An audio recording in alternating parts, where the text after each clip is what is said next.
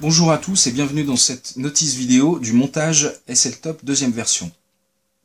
Ce deuxième kit se compose de 3 éléments, un petit amortisseur en caoutchouc, une gaine thermorétractable qui viendra se mettre à la fin, et toujours une petite plaquette avec 3 éléments. Alors, qu'est-ce qui change par rapport à la première version? La hauteur est plus importante, ce qui donne moins de fragilité à l'ensemble. Alors on va commencer.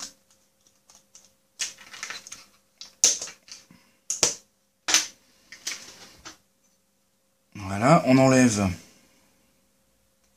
les petites protections bleues.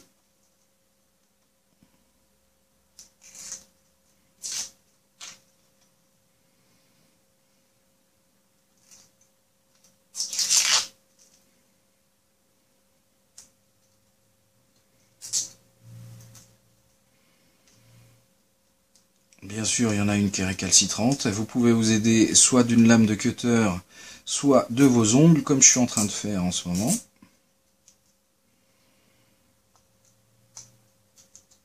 Voilà. Et la petite dernière. Après, si vous voulez un peu de fantaisie, vous pouvez laisser le film de protection bleu pour changer un peu la couleur. Voilà. Alors, on commence par mettre le petit amortisseur là où il va. Il n'y a pas tellement le choix. On prend la gaine thermorétractable et on vient aplatir les parties pliées de manière à donner une forme circulaire. Ça facilitera le montage après. Voilà, il reste juste à passer la base dans le cap de l'antenne. Bien placer l'antenne à 45 degrés des encoches. On vient placer le premier arc qui est à l'amortisseur, de manière à ce qu'il vienne appuyer au centre. Voilà, on le clipse. Et on vient introduire le deuxième arc au centre. Voilà. Et là, pareil, on vient le clipser d'un côté et de l'autre. Voilà pour le montage de la partie qui s'assemble, des parties qui s'assemblent. Après, on vient mettre la gaine thermorétractable. Alors, elle passe juste, il faut l'enfiler par le bas et pas par le haut. Après, on vient la positionner de manière à avoir à peu près la même distance en bas et en haut qui dépasse. Voilà. Ce qui est important maintenant, c'est de bien tenir la gaine thermorétractable sur la base. Après, on vient s'aider d'un fun, d'un pistolet à air chaud. Ou alors, si vous n'avez pas, je vous donne la petite astuce, vous pouvez prendre un sèche-cheveux en mettant les doigts derrière pour empêcher un peu le flux d'air et monter en température. Ça marche bien, il faut faire attention quand même à pas trop monter en température et il faut y aller doucement.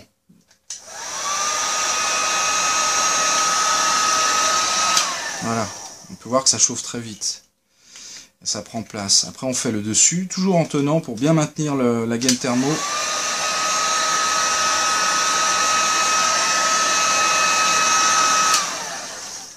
Et voilà, c'est monté.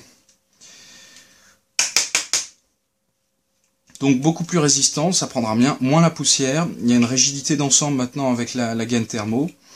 L'antenne du récepteur par nature est moins sollicitée mécaniquement.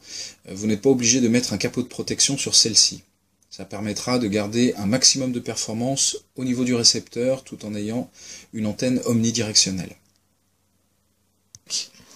Alors, je vais vous donner une petite astuce pour le placement.